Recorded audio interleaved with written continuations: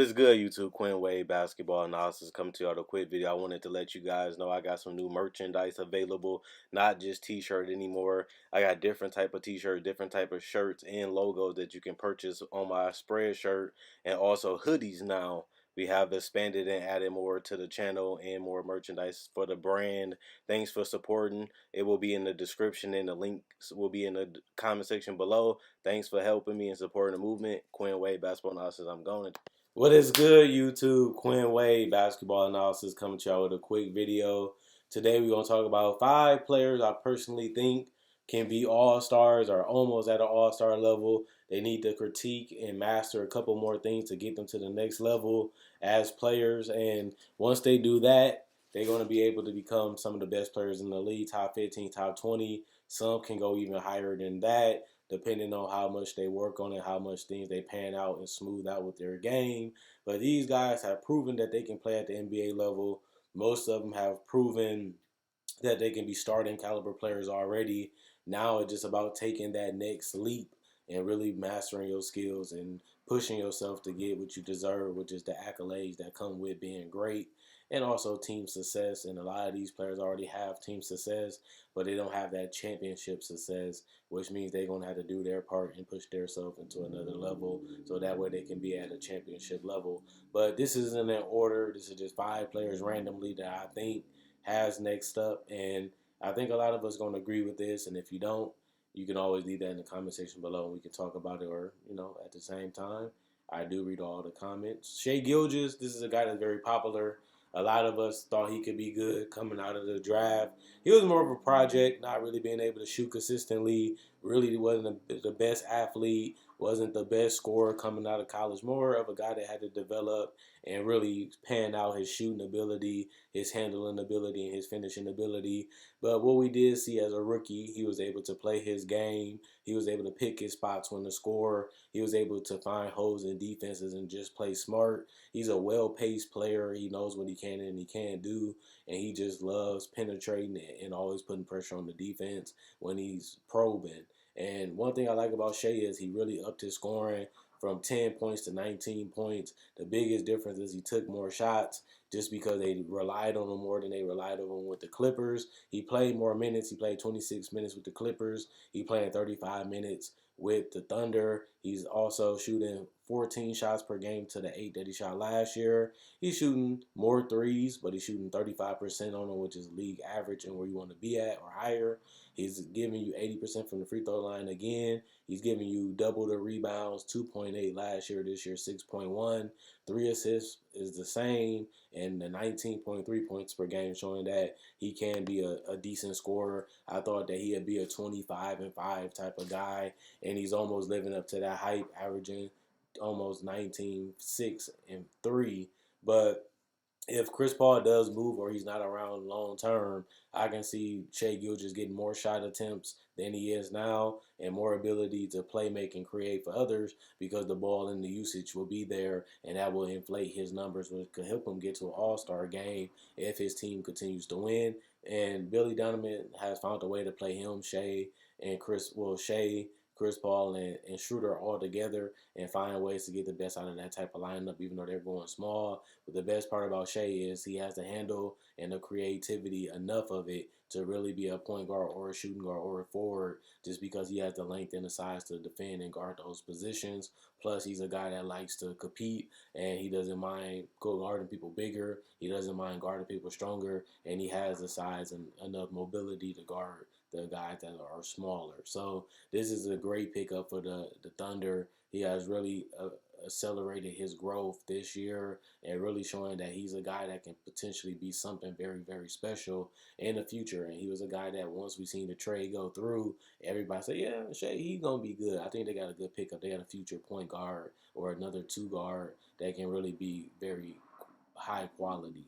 And number 4, I'm still high on Lonnie Walker. A lot of us felt that Lonnie Walker was the steal of that draft, and he's been far away from that, giving you 5 points per game. He does continue to show a lot of signs that he can be a special player in the NBA, especially for the Spurs. He has a lot of games where he gets hot from with the jump shot, or he just feel like nobody can stop him and he just takes over. The problem with him is he doesn't get the opportunity and the minutes consistently enough for us to really see if he's going to be a star. But when he does get minutes, he is a difference maker. He is a guy that can really help seal or win games. He's a great player, and I really do want to see him get a more opportunity and more shots and more chances to prove that he could be a starting caliber player on this league. But they have so much talent at the guard position on this Spurs team, and they have DeMar DeRozan too, who's an All-Star caliber player still, and that eats up the time and the ability for Lonnie Walker to play. But if he continue to hoop and continue to get better and continue to push himself, he's going to eventually get that opportunity. And I believe once he gets that opportunity, he will show that he can be an All-Star caliber player, and he will show that he can be a starter in this league. It just hasn't happened yet, but he's still putting in the work. He's still playing hard when he's out there, and I like those things that he brings to the table. Ja Morant, you can make an argument that he was a borderline All Star this year. A lot of people felt like he should make it, but Devin Booker ended up making it, and I think Devin Booker is having a better season than Ja Morant. But Ja Morant has helped his team win. Nobody had the Grizzlies making it to the playoffs. Nobody thought that they'd be that good besides the Grizzly fan in their community. Other than that, they got off to a bad start. They didn't look that good. They was able to critique their season, get back on track. Now they're a team that can possibly become above 500, and if they do stop the season, they're a lock to be in the playoffs, even though they are going to get put out by LeBron James and Anthony Davis. It is good to see that they lost Marc Gasol, they lost Mike Conley, and a lot of their identity. They changed their identity, they changed their style of play, and they got their franchise guy right now with Ja Morant and Jaren Jackson as a tandem, and both of them have high potential and high ability to be a dynamic duo because they play well off and complement each other very well. So I think they're going in the right direction. I like what the Grizzlies are doing. They're going in a different style of play. They're going into a different system and a different coach. And I like the way they're playing together. And I like a lot of the players they have on their team. Now it's just about maximizing their talent, allowing them to grow chemistry wise, and finding a way to get them to that next level to where they can be a championship team in the future. It's going to be tough.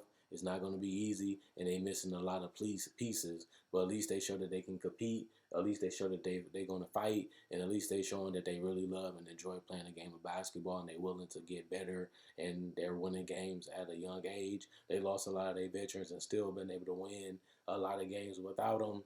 They even lost Brandon Clark and Jaren Jackson, and they still found a way to basically secure a playoff spot in the Western Conference. So I got to give a lot of credit to their coach and a lot to their players. But Ja Morant has been one of the biggest reasons why they have been successful. De'Aaron Fox is averaging 20 points per game this year. That's something that he never has done. He played less games. He was injured and banged up. But he has shown this year that he's more confident. He's in his jump shot, knocking down mid ranges, not afraid to take the threes, even though he's not shooting that great from three, showing that he can get to the spots that he wants to with his handle and his speed. Still can finish, got some floater game going on, has a stop and pop mid range jumper, and his defense isn't where it needs to be. But I like him as a competitor. I like him as a fighter. And I think that De'Aaron Fox is a guy that I would want on my team because he understands and play the game very well. His team has a chance to still make it to the playoffs as the season continues. They are almost there. Fox has to continue to evolve, has to continue to become a better shooter, and has to continue to become a better passer and playmaker in general. And if he does those things, he can really accelerate this team and possibly get the Kings into the playoffs next year. They have a lot of pieces. They went with the veteran route, didn't work, but they still do have a young nucleus that can really cause a lot of chaos and havoc in the NBA. And a lot of it is because of Fox and Jonathan Isaac. He got injured and basically beat up for majority of the year, which is unfortunate because it seemed like he was just figuring it out. Him being at that size and at that length and that with that type of athleticism, for him to be a guy that's getting 12 points, and 7 rebounds, 1 block, and well, 2 blocks, 1 steal, 1 assist, and 7 rebounds per game on 46% shooting. He's not really known as a good 3 point shooter. He's a legitimate 6'11", 230. He's only 22 years old, and he's showing consistent improvement each and every season. If he can get an outside shot and be able to knock down free throws at a better clip, he can really be dangerous in the future, especially if they continue to build around him. The biggest problem with Orlando, they don't have enough floor spacing, and they don't really have a great creator right now, as Markelle Fultz is still recovering from his his injury, and he's still trying to build his game and his confidence back up, and still trying to pick up where he fell off from. But other than that, they're young. They have athletes. They have guys that can really be special. They got guys that really complement Jonathan Isaac when it comes to youth. They just have to find the guys that they want to build around, mold the roster around those guys, let them continue to play together, let them continue to build each other up and learn each other and build that chemistry, and at the same time grow together and really understand each other and just get prepared to try to be a better team than they was the last 3-4 seasons. I think Isaac is going to be a huge steal just because he has a high level of potential, and he has a guy that can really develop into a two-way superstar in the future. His offense is far behind, but it isn't terrible. It's okay. But I still want to see him develop a shot from mid-range and from three. But not only that, finishing around the rim will also help raise his efficiency and his scoring. Plus, being able to play off the ball and being able to find cutting angles and always knowing where to stay at and where to be at on the court so you can knock down easy opportunities. And that's just going to raise his efficiency. That's going to raise his confidence. And that's going to raise his numbers, what can possibly help him become a better all-star player. We know the type of defender that he is. We know the type of things he can do on that end. Now it's time for his offense to catch up. And I think it's easier than he thinks. It's just that he got to start doing the simple things and build upon that. And that's going to help allow him to be a big threat in Orlando. And once they get the proper floor spacing and a proper playmaker, they're going to really, bring the best out of Isaac, and he's going to be able to do more and have more room to play his game, which will allow him to possibly become an all-star in the East.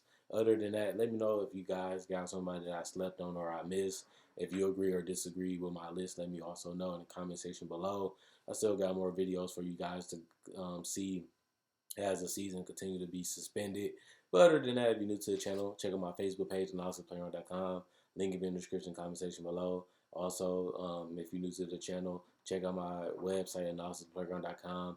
Link will be in the description in the comment section below. Like on Facebook to show support. Thanks for everyone that liked this video already. If you got this far, like this video to show love and support, and share. Not only that, subscribe. If you like basketball videos, I make basketball videos every single day, and I love and enjoy doing it, and you guys enjoy watching, and that's a big reason why I continue to go. But not only that, if you want any merchandise, like I said in the beginning of the video, my merchandise will be in my comment and in my description below.